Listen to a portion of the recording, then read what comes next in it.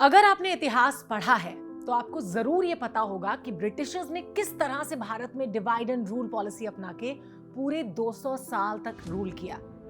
जानते हैं ना आप, भारत को जाति के नाम पर इतना तोड़ा कि आजादी के 77 साल बाद भी ये टुकड़े जुड़ नहीं पाए, और ये टुकड़े तब तक नहीं जुड़ पाएंगे जब तक हमारे देश में तेजस्वी यादव और नीतीश कुमार जैसे नेता रहेंगे। जिस तरह से ये दोनों बिहार में जातिगत जनगणना को लेके तेजी दिखा रहे हैं ना, कभी इतनी तेजी राज्य के डेवलपमेंट में दिखाई होती ना तो बिहार की ये हालत नहीं होती। लेकिन उनको इससे कोई फर्क ही नहीं पड़ता। उनको तो बस किसी तरह से अपनी गद्दी को बनाए रखना है। उनको मालूम है कि अपना राज चलाने के लिए बेस्ट फॉर्मूला है बिहार को जाति की आग में जलाए रखो। जैसे ही नीतीश कुमार और तेजस्वी यादव को लगता है कि बिहार की जनता का मोह उनसे भंग हो रहा है, वो शतरंज की नई नई चालें चलने लगते हैं। इस बार उनकी जबरदस्त चाल जानते क्या है? बिहार में जातिगत जनगणना, जिसको लेके फिलहाल सुप्रीम कोर्ट में सुनवाई चल रही है। ये सुनवाई क्यों चल रही है और किस स्टेज तक पहुंची है, चलिए आपको बता देते हैं। Welcome to the big bench daily. Bihar में जेडीयू आरजेडी सरकार ने जातिगत जनगणना का प्रपोजल रखा था, जिसे बिहार की सारी पॉलिटिकल पार्टीज का सपोर्ट भी मिला था। हालांकि सोशल मीडिया पे इसे लेके बिहार सरकार को काफी क्रिटिसिज्म झेलना पड़ा, लेकिन फिर भी उनको इससे कोई फर्क ही नहीं पड़ा। एक रिपोर्ट के मुताबिक जातिगत जनगणना का प्रोसेस ऑलमोस्ट कंप्लीट होने में था, तब इसको लेके पटना हाईकोर्ट में पीआईएल दाखिल किया गया, जिसमें यह कहा गया कि बिहार की जातिगत जनगणना संवैधानिक नहीं है। ऑलराइट, लेकिन पटना हाईकोर्ट ने इस पीआईएल को खारिज कर दिया, जिसके बाद याचिकाकर्ता ने सुप्रीम कोर्ट का दरवाजा खटखटाया। सुप्रीम कोर्ट में फिलहाल इस मामले की सुनवाई चल रही है, और इसी बीच हर दिन राजनीति गर्मा रही है।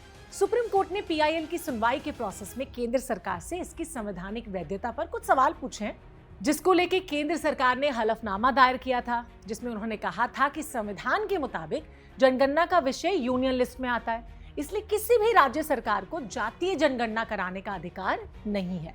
लेकिन अचानक इस मामले में केंद्र ने यू टर्न लेते हुए 1 घंटे में दूसरा एफिडेविट दायर किया, और इस दूसरे एफिडेविट में केंद्र सरकार ने सडनली अपना स्टैंड ही बदल लिया।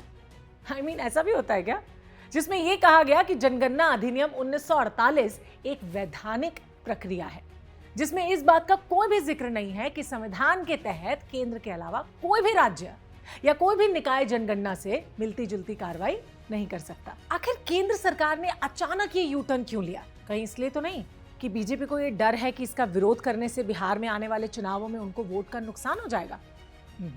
वहीं इसको लेके बिहार की महागठबंधन सरकार जो है और बीजेपी जो है, उसके बीच में लगातार आरोप प्रत्यारोप ये सब कुछ चल ही रहा है।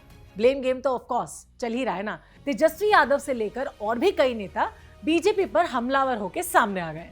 इसके बाद बीजेपी की तरफ से सुशील मोदी ने साफ कर दिया कि बीजेपी जातीय सर्वे के पक्ष में नहीं है। अब सबकी निगाहें टिकी है सुप्रीम कोर्ट पर, जिसको लेके कई सारे स्पेकुलेशंस हैं। ऐसा भी कहा जा रहा है कि केंद्र सरकार के दूसरे एफिडेविट के बाद ना सुप्रीम कोर्ट अब बिहार सरकार के पक्ष में फैसला देगी, और इस सेंसस के सारे हर्डल्स क्लियर हो जाएंगे। अभी द बिग बेंच पे बैठ के सोचने वाली बात यह है कि क्या बिहार सरकार की ये जातिगत जनगणना एक सक्सेसफुल मॉडल साबित हो पाएगी? क्योंकि इससे पहले कर्नाटका और उड़ीसा जैसे राज्यों में भी ऐसा ही सेंसस करवाया गया था, जिसकी रिपोर्ट आज तक पब्लिक के सामने नहीं आई है। ये मिस्ट्री अभी तक बनी हुई है कि आखिर उन सरकारों ने रिपोर्ट का किया तो किया क्या? अचार डाल लिया या फिर समंदर में बहा दिया? आप इस बारे में क्या सोचते हो, हमको कमेंट करके बता सकते हो। और हाँ, चैनल को सब्सक्राइब करने के लिए नीचे सब्सक्राइब बटन है, उसको प्रेस कर दो। And for more such stories keep watching the big bench. बैठ के सोच।